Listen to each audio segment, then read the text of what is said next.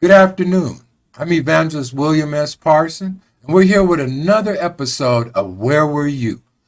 Our quest at Where Were You is to take ordinary people in their extraordinary situations and see how they got through these times in hopes that it would empower our viewers. And tonight we have a gentleman, Jeff Brown, who done some remarkable things in his life. Well, good evening, Jeff. How you doing today? I'm absolutely fantastic. How are you doing this evening, sir? I'm simply fantastic, and thank you for asking. Mr. Brown, we would like to know a little bit about what you went through, how you grew up, and how you ended up. So, can you take us through that process, please? Let's start from the beginning. Where are you from? Where did you grow up in? Well, I'm originally from Baltimore, Maryland, and I'm 60 years old now. And I grew up there in the late 60s, early 70s, and it was right at the height of the civil rights movement. And as a child, I knew that something was wrong, but I didn't know quite what. And I saw the civil rights movement right outside my bedroom window. So one of the things that I remember was seeing all the carnage and all the things that were going on. But at the same time, I remember being frightened, angry. Lots of things were going on within me at the same time. And Dr. King was my hero. And I remember when Dr. King was assassinated, I always knew that I was a very intelligent child. And I knew in my heart that I was put here to do something special. But after Dr. King was assassinated, I was afraid actually to let people know that I was smart. And the reason for that is I was afraid that they would kill me as well. And I spent years as an introvert. And I think at around age 13, I discovered alcohol. And alcohol gave me courage.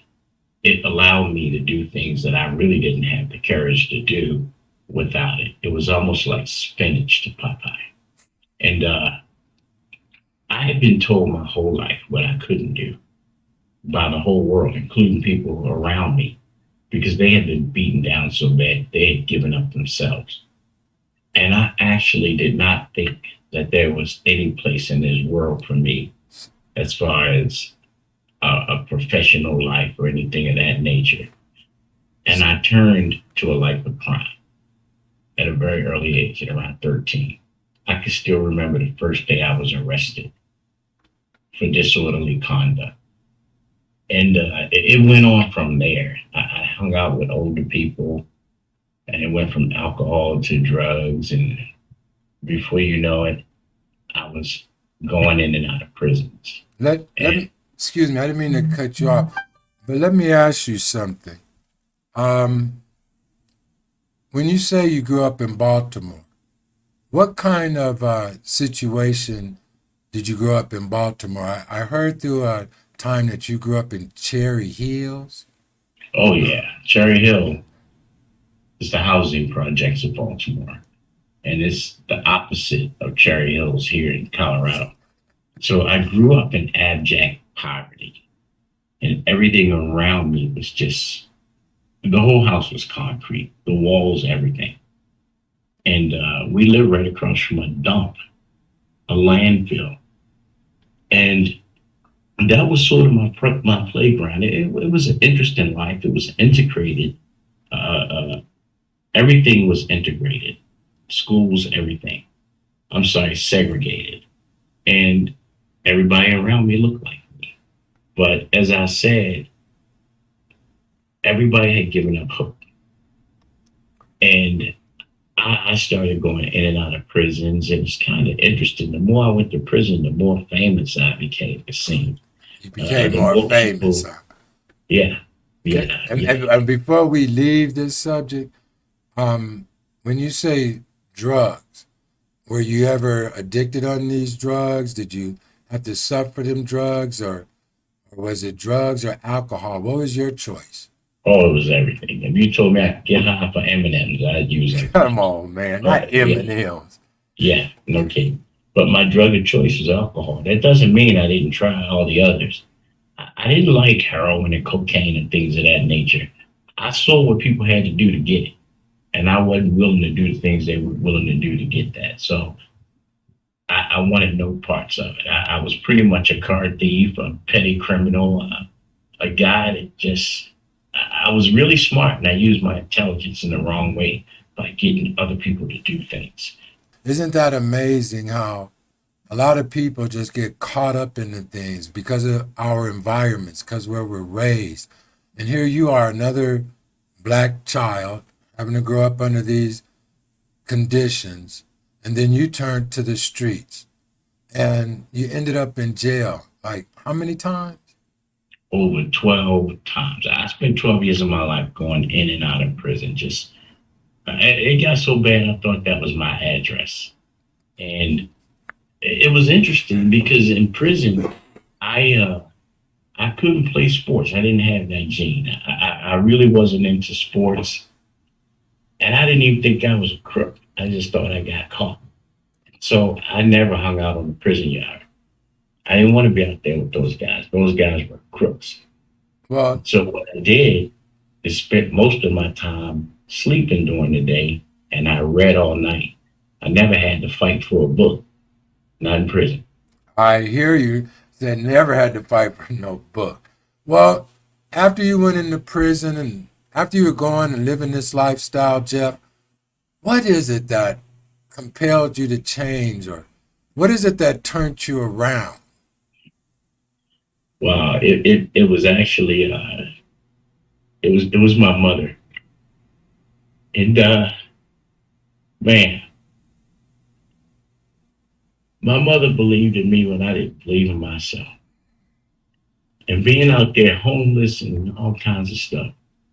My mother always took me to church as a kid. And so I knew the word of God. And one day I went to my mother's house and took a shower and changed clothes. When I came out of the bathroom, I looked in my mother's room. She was on her knees praying. And I asked her, "What are you doing?" I was a jerk. I was a smart aleck. And she said, "I'm praying." And I said, "For what?" She said, "You." And my life changed that day. That day I went into alcohol and drug rehabilitation. And I was planning on being there for like 60, 90 days. I really wasn't interested in getting sober. I was just tired of being in the street. I still had it in my head that I could go out and do it a different way and I'd be okay. But my counselor, I thought I could pull the wool over his eyes. Old white guy. I knew I could fool him. Boy, was I wrong. He listened to all my nonsense. Well, Jeff, Yes, so your mother compelled you, and I come from a praying mother as well. And, yes, and I know what hit you. Your spirit got pricked.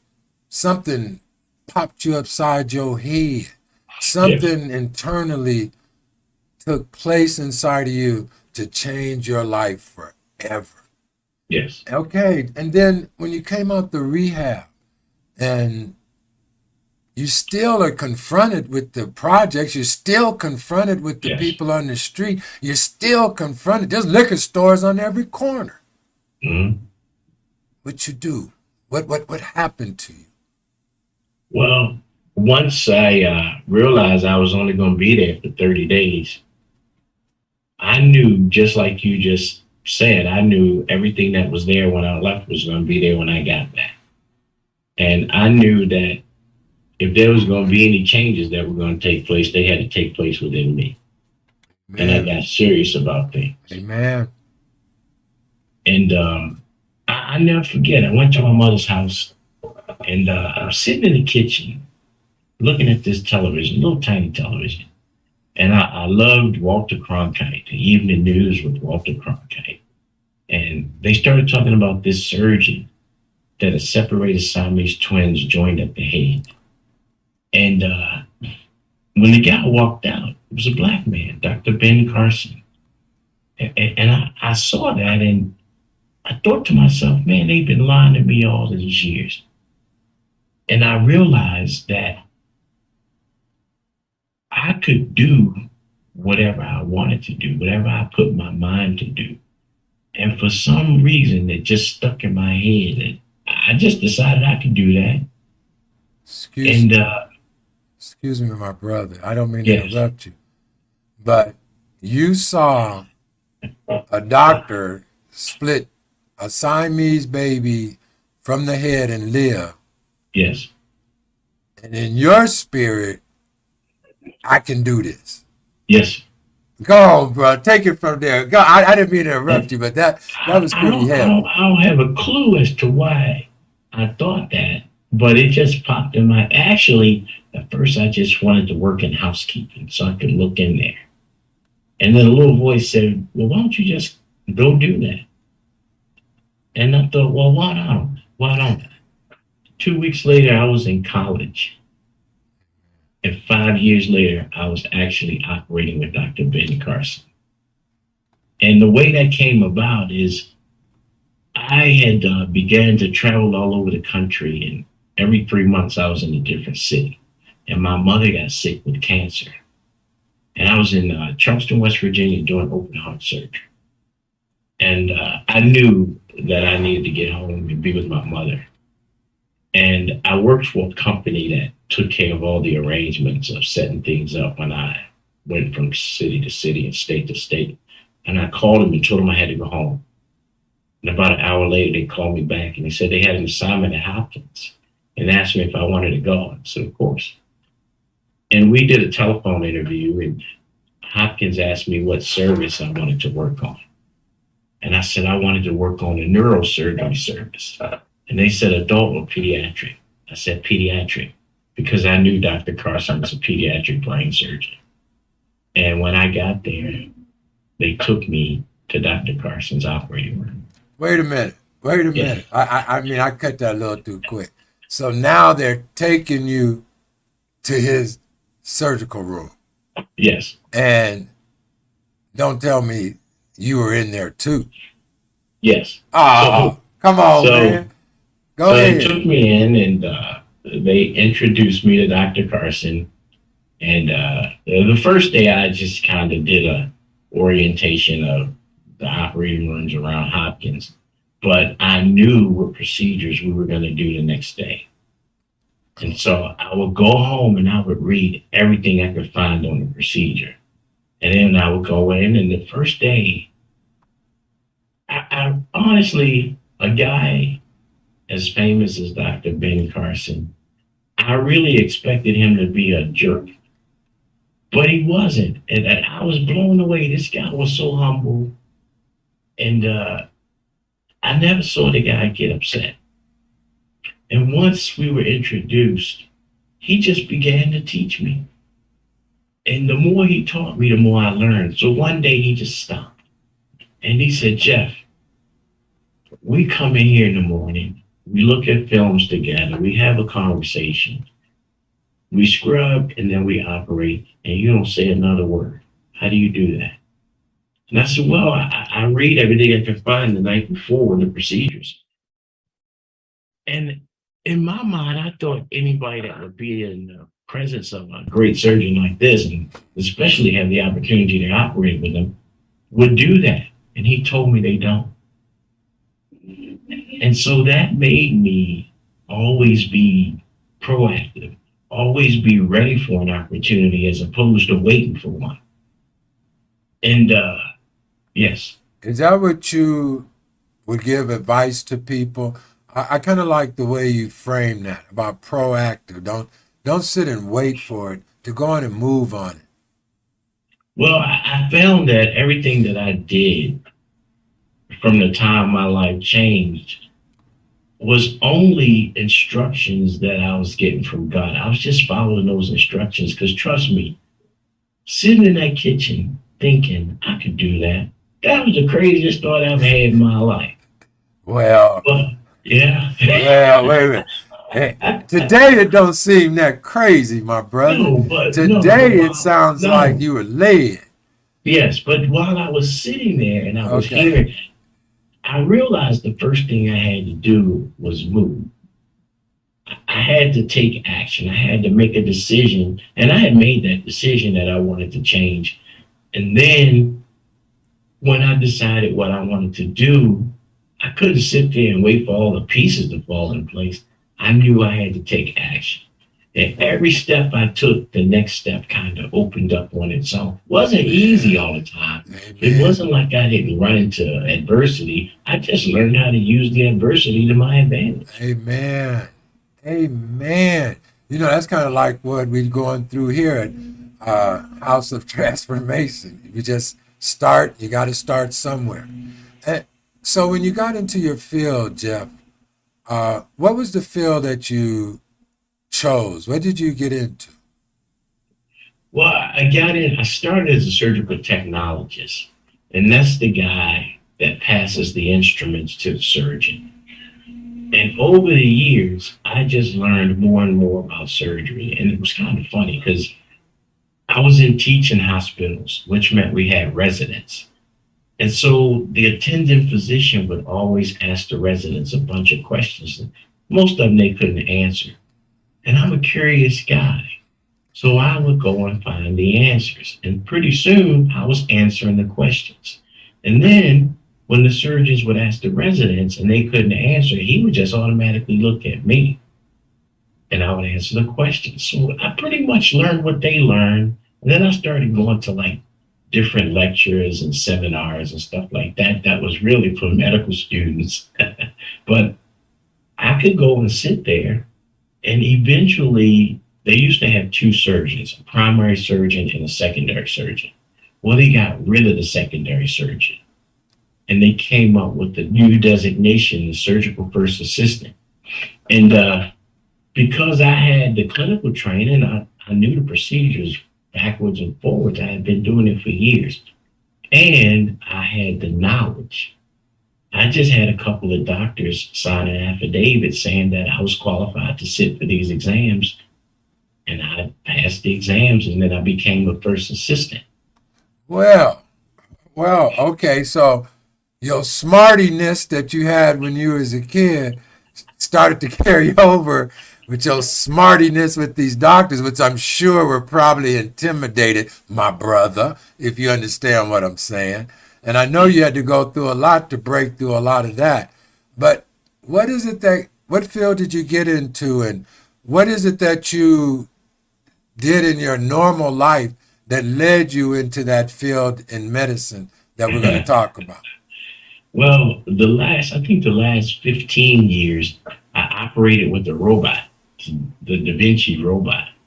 And I remember the day that I first saw this thing.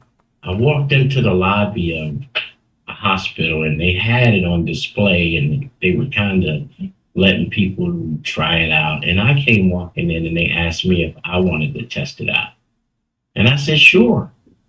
And so I sat down. They had kind of an obstacle course set up. And I think I did it in, I don't know, 5 or 6 minutes. And they were amazed. So when I walked away, I didn't even think about it anymore, to tell you the truth. And a few weeks later, one of the reps walked up to me and he asked me how I did it. And I told him I really didn't know. And I didn't. But I had gone out to fly. I like remote control airplanes, helicopters, and stuff like that. And I also have training in computer systems, Cisco networks, internet security, and things of that nature. And I realized that I had over maybe 25 airplanes, I don't know how many drones, but I had to program each one of them into the radio. And what I did is I programmed the robot to move the way I wanted it to move. And that's how I did it. I knew when you just sit down and there were certain buttons that you pressed and it would do what you wanted it to do at the speed you wanted it to do. And once they realized that I was so good at it, most surgeons who were using the robot, who were really serious about it, demanded that I be their assistant in a lot of these complicated procedures. So, let me get this straight. You're telling me that the robot can be programmed to fit a certain doctor or physician. Yes.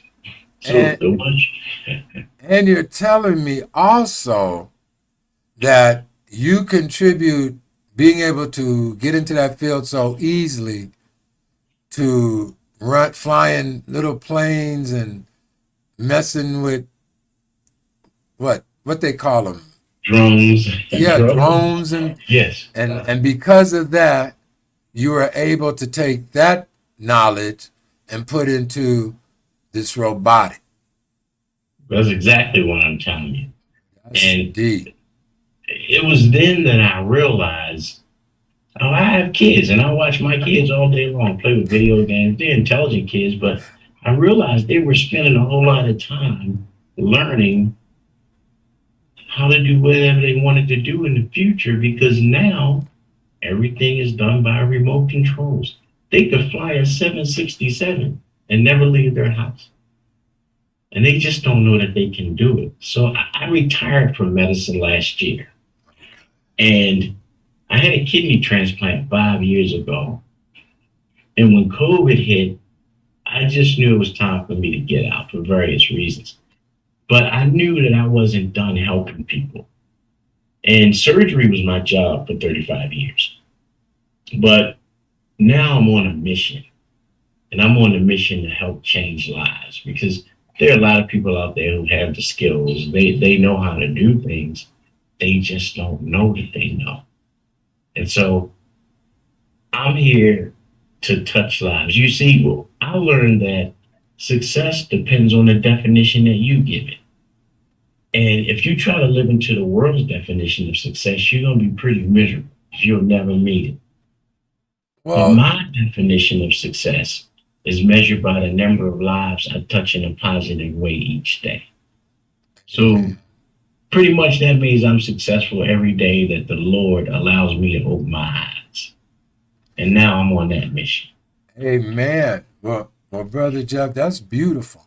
But there was one other thing that I want to get into before I let you go, if you don't mind. There's speaking of success, uh, I heard something about a book you were involved with. Yes, the book is called The DNA of Success Stories. And it's a compilation of about 20 different co authors. And we did this book with some major authors and major speakers. We were actually invited to do this book. And my story is called Your Past Does Not Control Your Future. And the first, I don't know, 10 cases of the book I gave away because I wanted people to read it and understand that nothing can stop you if you make up your mind, you take action, and you believe. You have to believe that you can do it. And I just believed. Jeff, what tell me this. What in this book, this compilation, what was your title about in the book? Well, my title was about not allowing my past to control what I did in the future. It took me a while to do the book. In fact, the author, he called me about 3 or 4 times. And the last time he called, he said, Jeff, how does it feel to have stolen God's story and not give it back? And that jarred me because I realized it wasn't my story. It was God's story being told through me. And I just said to myself, after 25 years, if they don't know me by now, they'll never know me. And I went on and did the book. Okay, so they'll never know you, huh? Yeah. It was kind of a play on words, I but hear that's you. what I had to do with myself to get me to go ahead and take the last step. Well, it wasn't the last step, No. no sir, but to take the next step. So I had to. Sometimes you have to do that. You have to get into your own head because if you're hearing something that's making you afraid, that ain't God. Run it out. Amen. Say that. That's a true statement. And we all deal with that. That's not just something for you, that's something for me, that's something for everyone. Jeff, I am so happy you took the time to come share your story with us. And I must ask you, I heard you say something about kidney recipient. Did you say what happened? I had a kidney transplant 5 years ago. Kidney transplant. So, Yes. what I want to ask you, because I know there's a lot of where we're used in your life, Hmm. maybe one day you can come back and share that experience with us. Oh man, I'd love to come back. And matter of fact, I'll come back even when I'm not the guest because I watched Micah. I watched his story, and his story was incredible. And after watching his story, I realized that these stories are going to touch lives. His story touched my life. And yes, I'll be back. I wouldn't miss it for the world. Well, Jeff Brown, I personally thank you for your time, and I thank you for being here with us. I hope to see you again. You will. Well, that ends another episode of Where Were You? Stay tuned for our next episode next week. And hey, you bless someone today.